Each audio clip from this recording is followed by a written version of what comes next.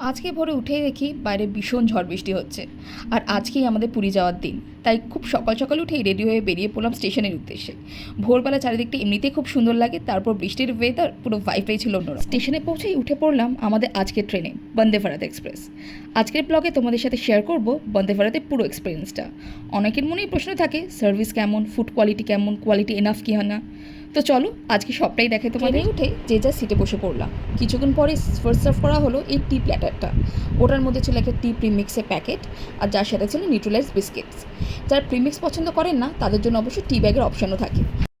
আমি প্রথমবার প্রিমিক্সটা ট্রাই করছিলাম, তাই বেশ এক্সাইটমেন্ট নিয়েই বানালাম।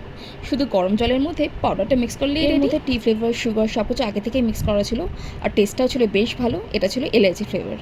তারপর আবার চলে এলো চা। চাইলে কফির অপশন থাকে, আর চাটা কিন্তু বেশ কয়েকবার সার্ভ করা হয়, তাই যারা টি লাভার তাদের কিন্তু কোনো চিন্তাই নেই। এরপর সার্ভ করা হলো ব্রেকফাস্ট। এখানে ভেজ নন ভেজ দুটোই অপশন থাকে।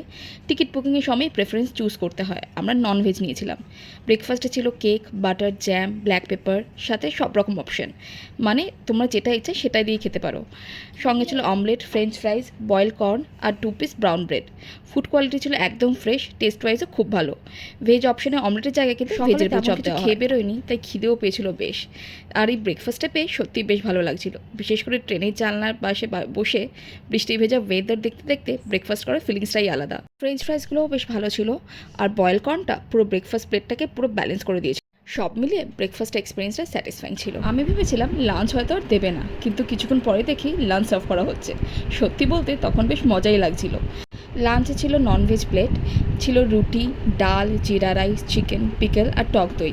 ভেজে চিকেনের জায়গায় পনির সার্ভ করা হয়। খাবারগুলো খুব সুন্দরভাবে প্যাকড করা আর প্রপারলি সার্ভ করা হয়েছিল। জিরা রাইসটা ঠিকঠাকই ছিল, আর চিকেনটা ছিল বেশ সফট আর ফ্রেশ। ডালটা সিম্পল হলেও টেস্টটা বেশ কমফোর্টিংই ছিল। আর একটা কথা বলতেই হয়, এর আগে যতগুলি ট্রেনে খাবার খেয়েছি খুব একটা ভালো লাগেনি, কিন্তু বন্দে ভারতের ফুড কোয়ালিটি সত্যিই ভালো। সব থেকে ভালো লেগেছে খাবারগুলো ছিল একদম ফ্রেশ, অয়েলি বা হেভি লাগেনি। জার্নি করতে করতে এত সুন্দর একটা লাঞ্চ সত্যিই খুব এনজয় করছিলাম। সবশেষে একদম সারপ্রাইজ দিয়ে চলে এলোই আইসক্রিম। আমি কিন্তু এটা একদমই আশা করিনি, তাই আইসক্রিমটা পেয়ে মনটা খুশি হয়ে গেল। সব মিলিয়ে জার্নি এক্সপিরিয়েন্সটা সত্যি খুব ভালো ছিল। ট্রেনটাও ছিল বেশ কমফোর্টেবল, ফুড কোয়ালিটিও স্যাটিসফাইং, আর যারা সার্ভিস করছিলেন তাদেরও কিন্তু ব্যবহার খুব ভালো ছিল। তোমরা যারা বন্দে ভারতে ট্রাভেল করেছো নিজের এক্সপিরিয়েন্স অবশ্যই কমেন্টে জানিও। এবার শুধু জগন্নাথ ধামের অপেক্ষায়। আজকের মতো চলি, জয় জগন্নাথ।